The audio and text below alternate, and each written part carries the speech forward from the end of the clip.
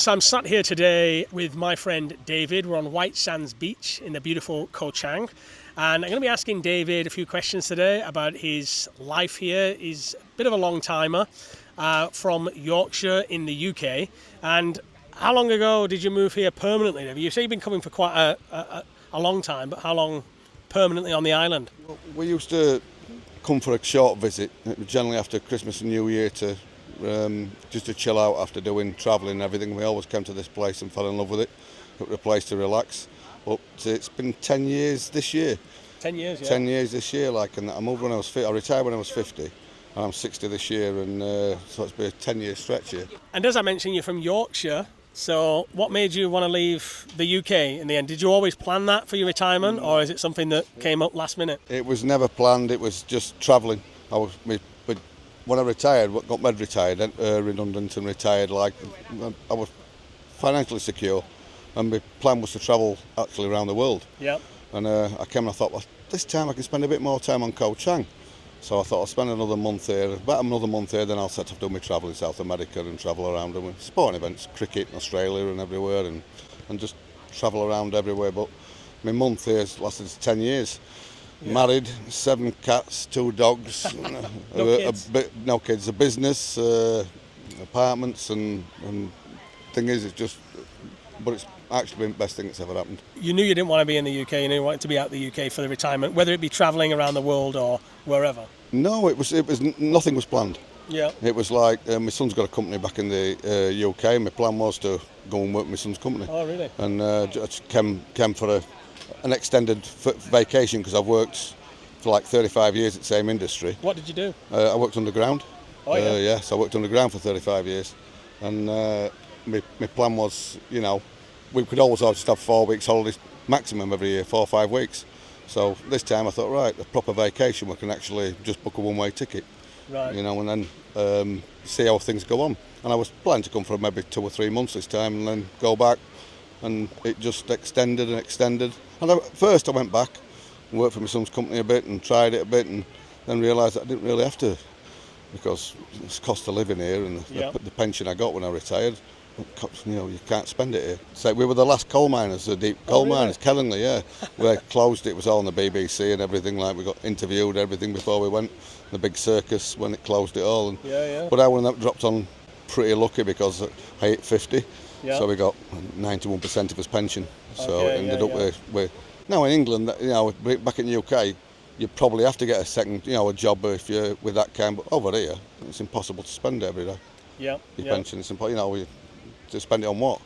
But it sounds like you've come over and you've not just kind of sat around living off your pension, because you've got involved in other things, right? In business and in renting apartments, did you say? Or? Yeah, well, it started off with just a friend of mine. She had a little tour shop, and she'd been living here 5 years, a Thai girl I knew. She had a tour shop and she rented motorbikes out, and I used to rent a motorbike from her. And the time I was here, she was changing the tour shop to a little bar. Yep. And she was saying to me, well, because it was a little popular place here, just a small bar, 20, 30 people. And I said to her, well, so what would you do? I said, put a little sport TV and put sport on, put football on. I said, nobody shows football in this area. Oh, I'm not sure. And I said, and that's how it started. And I was there, I was helping her out a bit and everything with the bar. It was when she was starting it up, and it carried on from there. And so it's a sports bar now, situated near White Sands?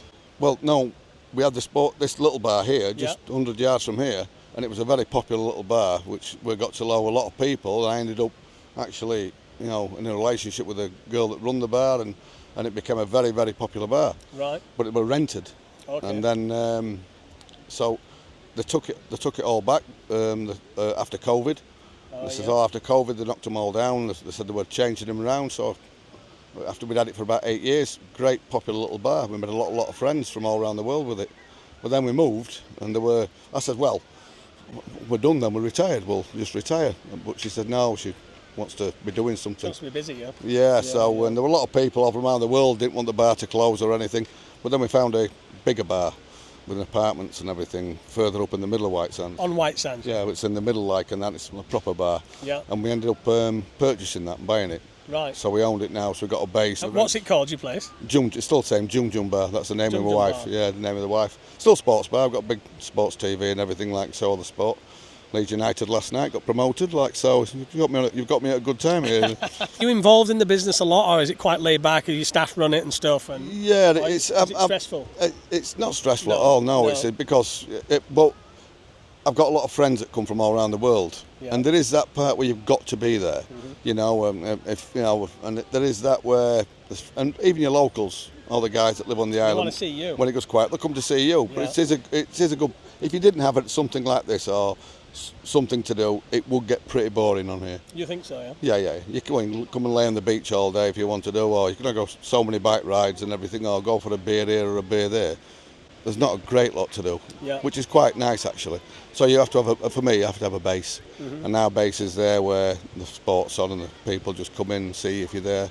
And people are checking in and checking out. Yeah, all the time. All the people when it comes to high season, we get people from all around the world come. You know what I mean? All my friends come and stop 3-4 weeks, so it's hard to get away. So just before we hear the rest of David's story from here in Koh Chang, I'd like to mention our sponsors of today's video, Surfshark VPN. Surfshark is a VPN that's going to help protect your privacy while browsing online, but more than this, it has a number of useful features.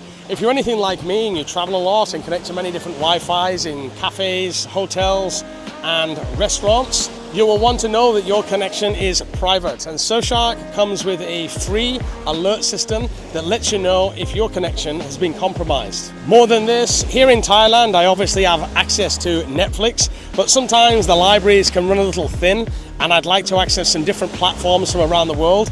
I use Surfshark VPN by changing my location in the top right hand corner, which can give me access to content that is usually restricted, such as Hulu, Channel 4 and BBC iPlayer. It's also important to remember that when your IP address is public while you're browsing online, you could be subject to price discrimination. Use Surfshark VPN to change your location in the top right hand corner and make sure you're getting the best price available for things like accommodation, flights and car rentals. Surfshark have given me a special exclusive offer to give to you. It's going to get you 4 months extra free. You can go to www.surfshark.com/nakedguru and or use code word nakedguru at checkout at surfshark.com, and that's going to get you those 4 months extra free, and it's a money back guarantee. So if it doesn't work out for you, you get your money back. So I guess you've been in Thailand a long time, like myself. You've visited other islands, Koh Samui, Koh Tao, I'm assuming. Yeah, so why would you choose Koh Chang over those islands? Some would say they're busier islands and more built-up islands than Koh Chang, right? What is it about this place that's special to you? That's the speciality of it. They're all built up and they're very busy all that. The speciality of this, like, there is no high-rise. It is a national park. Still got a It has got your most, you know what I mean, your beautiful and your quiet time. Like it's supposed to be quiet now, but I've just been still waiting 2 hours on the ferry to get over. It's that busy now at the moment. And it's the busiest season I think they've ever had ever. Was this year. Oh really? We were stood at our bar, we were turning people away every night. Maybe a lot of people come from Bangkok with the earthquake, or you think something to do with that? No, I don't think so. I think it's just there were somebody put on, can't remember which forum it was, that they said the second best island in the world was Koh Chang. Oh really? Yeah, first was Maldives, and second was Koh Chang. We're all going, what? And so this place has been flooded. There was no rooms at all in high season anyway. White Sands was full. There wasn't one room available. I had friends phoning me up and saying there is no rooms available. Do you worry that it might get built up if it continues, or? Yes, definitely. And they talk about the bridge now. Yeah. Building the bridge here, and that, which is also very contentious between everybody. It's Thailand. It'll probably take 10-15 years anyway. So I don't think it'll make much difference to us. So, but it could be that if the place is very popular, that it does start getting built up. What about like planning permission for the beaches? Do you know much? Are people allowed to build high rises here, or is it all protected? No, it's all protected. It's a national park. You can only go 3 stories. Okay, yeah. And they can't go any higher than that. You can't have the plastic chairs out. Something about the beach you're not allowed to do. There's no jet skis or banana boats or parachute things and all that. Yeah, I noticed. Yeah. That is the best thing about this island. Your Samuis and your Phukets and all that. I went to Phuket 25 years ago, and it was paradise. Phuket I went again in COVID. They made me go because of the sandbox thing. Yeah. Ruined. Absolute terrible place. Yeah. I absolutely hated it. It was like Honest, I just could not believe how bad it was. I had 7 days there and I couldn't wait to get away from the place. Do you find doing business here as well, as a foreigner, the locals, it's all good with the locals and stuff? Like, you're accepted as part of the community on the island? And Yeah, definitely Yeah, liking yeah. that. We have lots and lots of Thai friends and not Thai people. They know you're here as a long stay and you're here and everything. As long as you keep under the radar and you don't cause any trouble or anything and that. No, and with all they get on with the police and everywhere here, and everybody's generally nice on this. They don't get any much problem on here. You get the odds, sort of like with farangs, you get your drunken, foreigners that come in and that, but that's normal. But it seems to be a lot quieter. I think we're far enough away here, being 5 hours from Bangkok and all that. You are far enough away, like to drag all the Pattaya crew and the Bangkok crew down here. So it's still pretty hidden, but I think it's getting less and less hidden now. is there anything you miss about the UK? Nothing. Nothing at all? Nothing. No. No. And there'd be no circumstances where you'd go back? No, nothing at all. I can't. Every time I go back there to see family and friends, and every time I go back there, it gets harder and harder.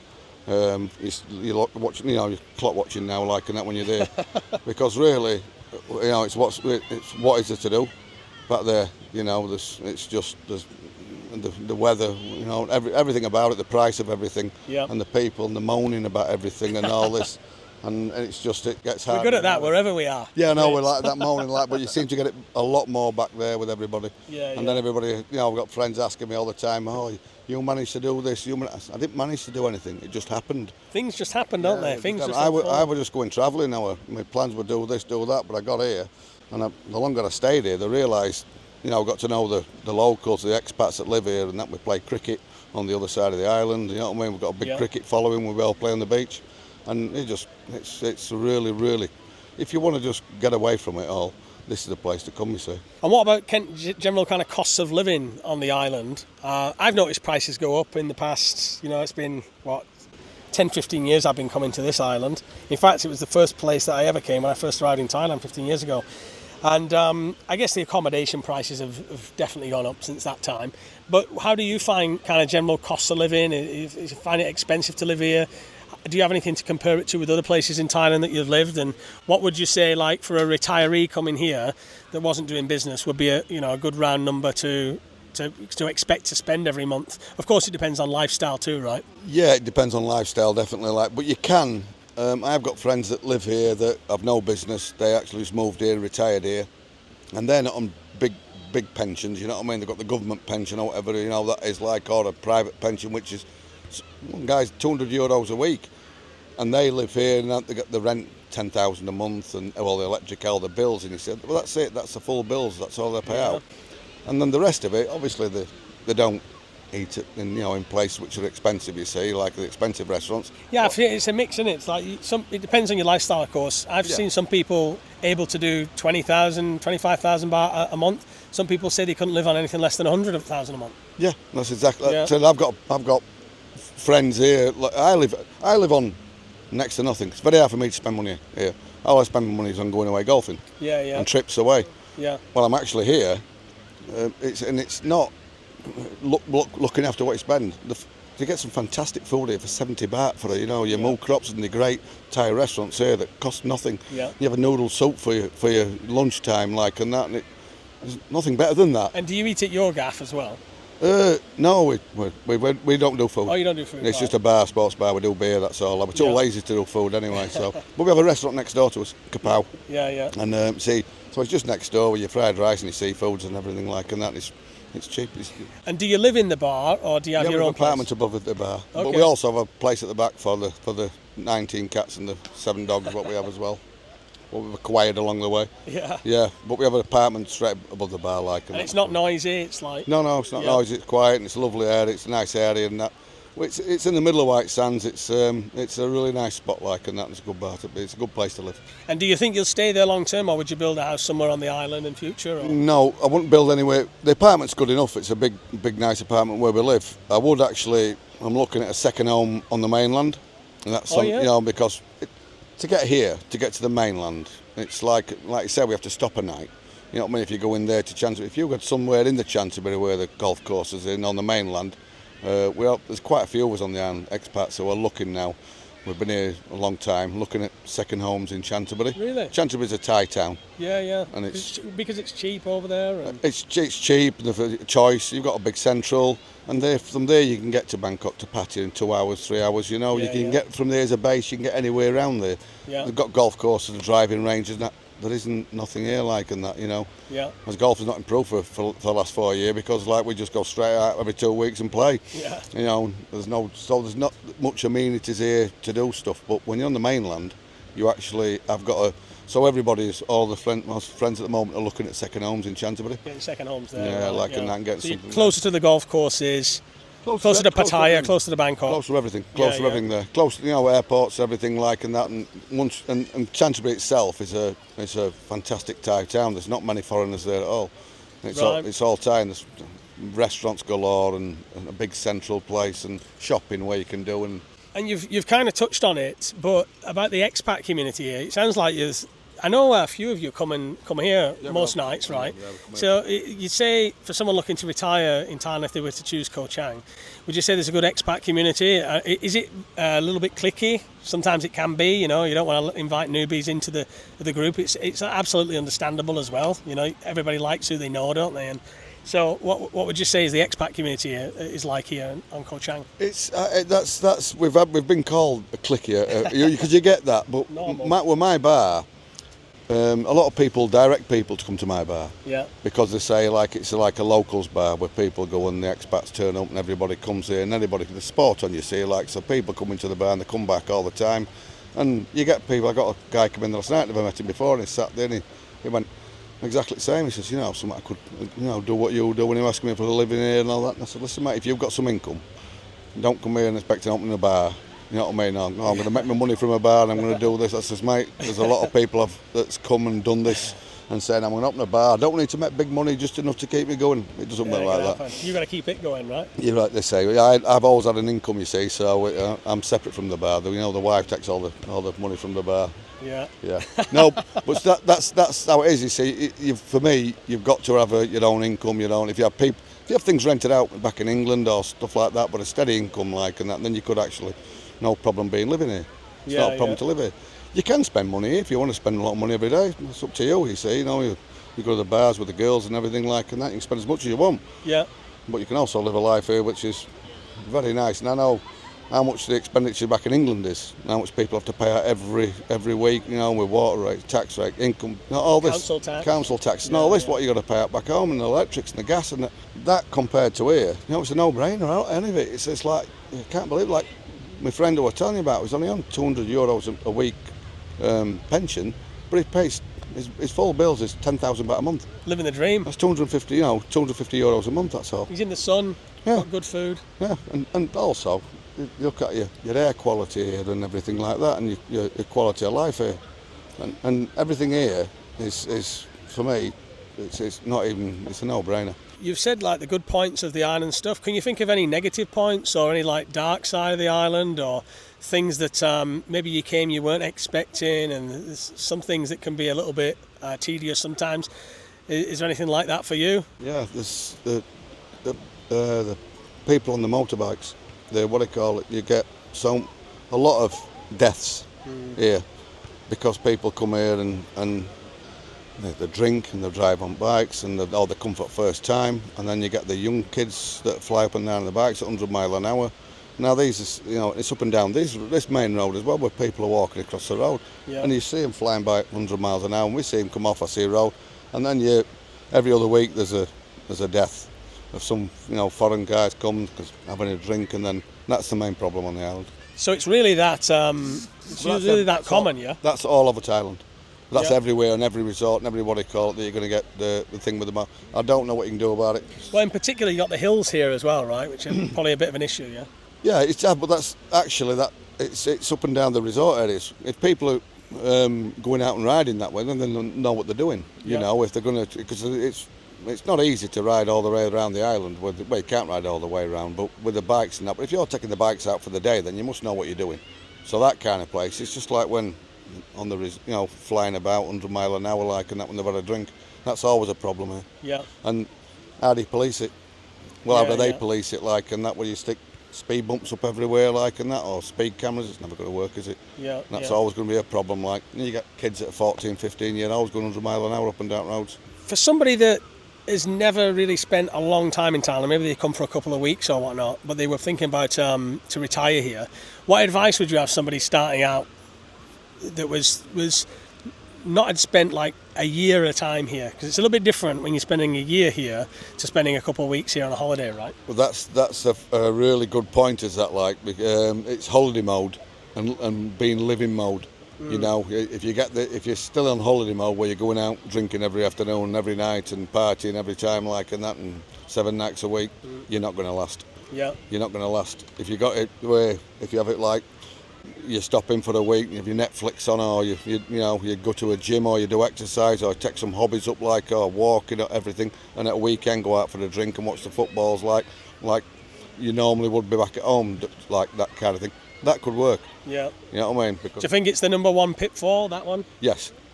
I've got a friend who's retired here, like, and that he's been waiting to retire for ages. He retired here 6 months ago, and he's still on holiday mode, like, and that's still holiday mode every single day. And time to, you are living here. You have retired here. Yeah. Time to relax, slow down now. But I guess one of the ways you can mitigate that as well is because you are quite busy with other things, right? You've got to keep yourself busy. Idle hands. You see, it flies by. Yeah. Because you get up in this bar, there's always somebody to have. Some Swiss friends been in the bar today, this afternoon. I've sat there and had a quick beer and a chat with them for a couple of hours before you know your day's gone. Yeah. Then we generally pop down here for evening time for a sunset. There's a lot of sunset bars just open now. Yeah. They've become a new thing this year, but we never had before. And you've no kids here as well, so the kids aren't going to school. No. What if it was a family with kids? Like, are there any good schools around here? Or That's the other problem as well. Is it? A lot of people, Canterbury has got some good schools. Yeah. You'd have to really live in Canterbury. I think if you want to have a really decent school, the proper schools are in Canterbury. They have got a good school at Klongson. They've got put some new football pitches down and everything, and but they're not.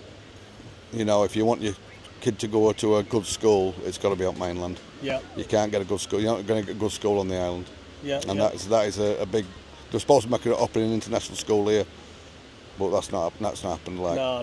Well, there's always a lot of plans in the pipeline. That was mentioned. The international school was mentioned, like on the island over on the other side and everything, and everyone were like, wow. Because a lot of people I know, friends that actually come and live here, but they've got children, so they have to live on the mainland because they have to send the kids. They want the kids to go to a different school. Well, not the international ones, but even Canterbury. Private. Yeah, really good schools in Canterbury. Well, my last question, as I told you off camera, I live in the rural areas, so I live in really the middle of nowhere, as people know on this channel.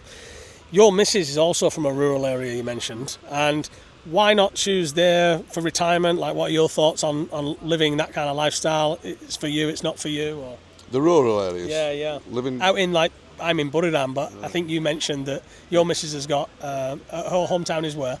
Canterbury, and that, but it's in the in the middle of the jungle where the farm is and all that, and that with wild elephants and tigers. And that's not for you then? No, we're not bred for that. No. It's I've been there a few times. It's a different world, and that. If you can actually live in that environment. But it's I'm sat there at the farm doing this forever, doing this and everything and that, and it's the noises and. It's just a different world altogether. Did your missus not want to go back to the hometown or live with family, that kind of thing? No, she's happy here as well. Don't believe that. She's happy here as well, and that. It's. Well, you're a good match then. Yeah, it's a good match. She goes back. She goes back and visits, and has a couple of nights there, and that. But when you get something, used to this, and that, it's a different world living out there. Yeah. It's that's. I'm not knocking it for everybody who can do it, but it's not my. Not for you. No, not for me. And that is a bit too rural. When you have wild elephants coming to the farm at night time, and that, because it's obviously a fruit farm, you see. Yeah. You get the wild elephants coming, and I'm there at middle at night and thinking, are they having a party? And all these banging and joining. And I'm thinking, what are they doing having a party at this time? And next morning I'm getting up I'm saying, a good party last night. Oh no, elephants come. We have to make noise to scare elephants away. All right, yeah. It's not unusual for them to have a party either, to be honest, in the rural areas. I'm thinking, a bit noisy, a bit party. I'm going to make a complaint when I found out there were wild elephants on the farm, so.